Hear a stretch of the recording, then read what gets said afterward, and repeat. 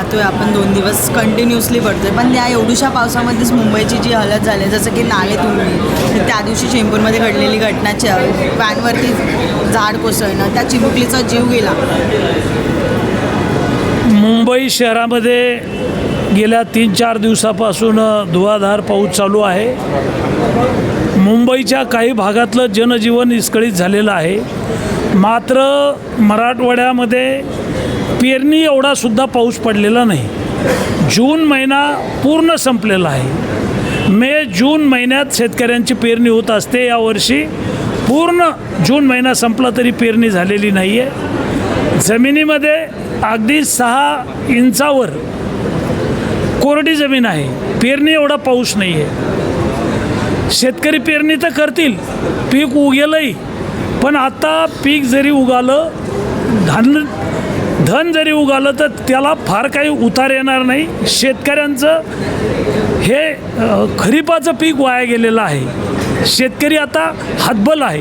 धरणातलं पाणी संपलेलं आहे, विहिरीतलं पाणी संपलेलं आहे, मराठवाड्यातल्या बोरचं पाणी संपलेलं आहे. पशु पक्षी जनावरं यांना प्यायला पाणी नाही आहे. 4-2-8 दिवसात पाऊस पडला तर ठीक आहे, नसता सरकारला पिण्याच्या पाण्याच्या उपाययोजना कराव्या लागतील आणि शेतकऱ्यांना मदत करावी लागेल.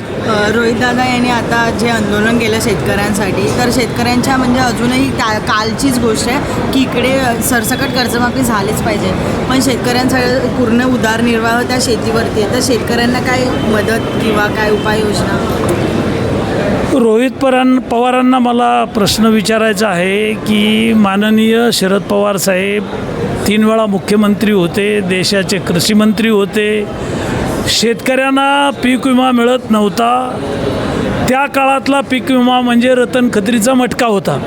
1 कोटी लोकांनी मटका लावायचा आणि 5 लोकांना त्याचा लाभ व्हायचा. शरद पवार साहेब ज्यावेळेला कृषी मंत्री होते, मुख्यमंत्री होते, तेव्हा पीक विमा कुठं मिळत होता? मिळतच नव्हता. मात्र मोदीजी प्रधानमंत्री झाले आणि त्यांनी कायद्यात बदल केला. कॅबिनेट मंत्रिमंडळाच्या बैठकीमध्ये त्यांनी निर्णय घेतला की 100% शेतकऱ्यांच्या पिकाचं नुकसान झाल्यानंतर मनमोहन सिंगांच्या काळात पीक विमा मिळायचा, त्याच्यात बदल केला. 33%पेक्षा जास्त नुकसान झालं तर पीक विमा शेतकऱ्यांना दिला पाहिजे आणि म्हणून मोदीजींनी बदल केल्यामुळं महाराष्ट्रातल्या कोट्यावधी शेतकऱ्यांना पीक विमा मिळतोय आणि विक्रमी पीक विमा मिळतोय. हां, हे खरं आहे की मागच्या वर्षी काही जिल्हे पीक विमा कंपन्यांनी वगळले, निकषात बसणारे उघडले, कारण 33%पेक्षा जास्त नुकसान झालं आमचं जालना जिल्ह्याचं, तरी जालना जिल्हा वगळला. असे काही जिल्हे वगळले. पीक विमा कंपन्या काही मनमानी करतायत. या संदर्भात मी लक्षवेधी टाकलेली आहे, तारांकित प्रश्न टाकलेला आहे.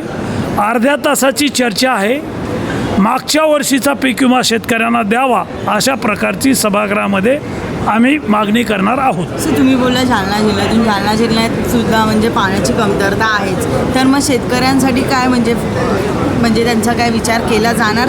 जालना जिल्हा आहे, मराठवाडा आहे, विदर्भ आहे, काही भागामध्ये जो काही पाऊस पडलेला नाही, ग्रस्त भाग आहे, तर शेतकऱ्यांना मदत मिळाली पाहिजे म्हणून सभागृहामध्ये लक्षवेधी मांडणार, तारांकित प्रश्न मांडणार, अर्ध्या तासाची चर्चा मांडणार. माननीय मुख्यमंत्री महोदयांना भेटून मराठवाड्याला शेतकऱ्यांना मदत करावी अशा प्रकारची मागणी करणार आहोत. सर, शेवटचा प्रश्न राजकारणातला की राज ठाकरे असे म्हटले कालच्या सभेमध्ये की जो पैसे घेऊन विकतो त्यापेक्षा जास्त गुन्हेगार तो असतो जो विकला जातो. एक तर जे पक्ष आहेत त्यांनी तिकीटं दिलेली असतात, तपासणी केलेली असती, मुलाखती घेतलेल्या असतात आणि त्यांची कामं होत नाहीत किंवा त्यांना सांभाळलं जात नसेल नेतृत्वाकडून, त्याच्यामुळं निवडून आलेले खासदार आमदार पक्ष सोडून जातात. तर त्याचं आत्मपरीक्षण करणं आवश्यक आहे. आपल्यासोबत असलेली माणसं, आपल्या पक्षाकडून निवडून आलेली माणसं दुःखद अंतकरणानंच पक्ष सोडून जातात. त्यांना पक्ष सोडायचा नसतो. पण शेवटी लोकांची प्रश्न सुटले पाहिजेत, लोकांची कामं झाली पाहिजेत, मतदारसंघाचा विकास झाला तरच पुढच्या वेळेला आपण निवडून येऊ. त्यामुळं मोदीजींचं कुशल नेतृत्व आहे देशासाठी. देशाला महासत्ता बनवायचं आहे. माननीय देवेंद्र फडणवीस साहेबांचं महाराष्ट्रातलं नेतृत्व सर्वसामान्य लोकांना न्याय देणार आहे. त्याच्यामुळं आमच्याकडं लोकप्रतिनिधी येण्याचं प्रमाण वाढलेलं आहे. धन्यवाद. आज विधिमंडळामध्ये 6व्या क्रमांकावर माझा प्रश्न होता. धुळे सोलापूर नॅशनल हायवेच्या संदर्भातला प्रश्न होता. अविनाश पाठक नावाचे जिल्हाधिकारी बीडला होते. यांनी विशेष भूसंपादन अधिकारी, जिल्हाधिकारी, सहाय्यक विशेष भूसंपादन अधिकारी आणि नॅशनल हायवेचे अधिकारी अशा 11 लोकांनी मिळून 73 कोटी रुपयाचा भ्रष्टाचार केला. बोगस लाभार्थी दाखवले, काल्पनिक नावं टाकले आणि 73 कोटी रुपये आव्हाड तयार केलं आणि 73 कोटी रुपयाचा भ्रष्टाचार केला अशी तक्रार मी महसूल मंत्री चंद्रशेखर बावनकुळे यांच्याकडे केली होती. अधिवेशनामध्ये हा प्रश्न लावला, सभागृहात चर्चा झाली. 73 कोटीचा भ्रष्टाचार तर झालाच, शासनाचे पैसे लुटले, शेतकऱ्यांच्या नावाखाली लूट केली. मात्र पुढचा प्लान त्यांचा होता 210 कोटीचा. कलम 6 केलं, कलम 9 केलं, कलम 13 केलं, कलम 16 परिशिष्ट ब तयार झालं, म्हणजे अवॉर्ड फायनल, आणि 210 कोटी उचलणार. माझी तक्रार विधानसभेमध्ये बावनकुळे साहेबांनी लावलेली चौकशी आणि अधिवेशन संपलं की तिसऱ्या दिवशी विशेष भूसंपादन अधिकारी, महसूलचे अधिकारी, नॅशनल हायवेचे अधिकारी यांची चौकशी केली आणि 8 दिवसाच्या आत शिवाजीनगर पोलीस स्टेशनला या सगळ्या लोकांवर गुन्हे दाखल झाले. हे जेलमध्ये गेले. अविनाश पाठक हे कलेक्टर होते. त्यांनी एक बोगस प्रमाणपत्र मिळवलं आणि या बोगस प्रमाणपत्राच्या, खोट्या प्रमाणपत्राच्या आधारे मी मागासवर्गीय आहे असं दाखवून हे पद मिळवलं होतं. या संदर्भातली माझी तक्रार होती. SIT नेमवली महसूल मंत्र्यांनी. SITने चौकशी केली आणि त्याच्यामध्ये अविनाश पाठक यांनी 73 कोटीचा भ्रष्टाचार केल्याचं सिद्ध झालं. अहवाल आला आणि त्यांना लातूरवरून त्यांच्या राहत्या घरी पोलिसांनी अटक केली. ते जेलमध्ये गेले. अविनाश पाठकला पुन्हा दुसरा प्लॅन 2, त्यांचा प्लॅन होता 210 कोटीचं पुन्हाही अवॉर्ड फायनल केलं, ते उचलणार. ते जेलमध्ये गेले. आता हे जे काही 210 कोटीचा अवॉर्ड आहे, हे अवॉर्ड रद्द करायचं असेल तर नॅशनल हायवेचे अधिकारी कोर्टामध्ये गेलेले आहेत. कोर्टाच्या आदेशानं आता ते अवॉर्ड रद्द होईल. नसता हे 210 कोटी रुपये उचलण्याचा त्यांचा प्लॅन 2 तयार होता. मात्र ही सगळी रक्कम काल्पनिक लोकांच्या नावावर खाते खोलून उचललेली आहे.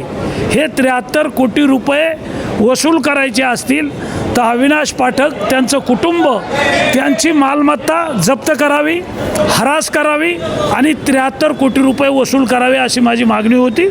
महसूल मंत्री महोदयांनी ही वसुली आम्ही तातडीनं चालू करतोय अशा प्रकारचं सभागृहात आश्वासन दिलेलं आहे. पण हे पुन्हा अशी अफरातफर होऊ नये म्हणून सरकार काय उपाययोजना करणार?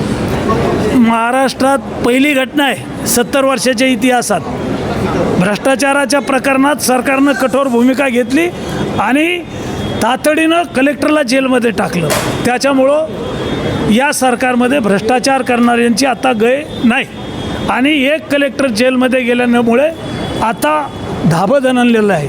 अधिकाऱ्यांना आता भीती वाटू लागली, कायद्याचा धाक वाटू लागला.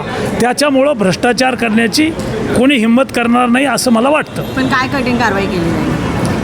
अविनाश पाठकला निलंबित केलं, अविनाश पाठकला जेलमध्ये टाकलं, यापेक्षा कोणती कठोर कारवाई? पण असं होऊ नये, कारण शेतकऱ्याचं पूर्ण उदरनिर्वाहाचं आहे आणि जर शिक्षा झाली ना त्यांना. हेच जर पूर्वीचं सरकार असतं तर चौकशीमध्ये 15-20 वर्षे गेली असती. ह्या सगळ्या प्रक्रिया महिनाभरात केल्या महसूल मंत्री महोदयांनी. त्याच्यामुळं मी मनापासून महसूल मंत्री चंद्रशेखर बावनकुळे यांचे आभार मानलेले आहेत की आपण एवढी मोठी भूमिका घेतली आणि कलेक्टरला जेलमध्ये टाकलं. भ्रष्टाचाराच्या विरोधात आपण ही कारवाई केली. त्याचं मी पुन्हा त्यांचं 2 वेळा अभिनंदन केलेलं आहे. धन्यवाद.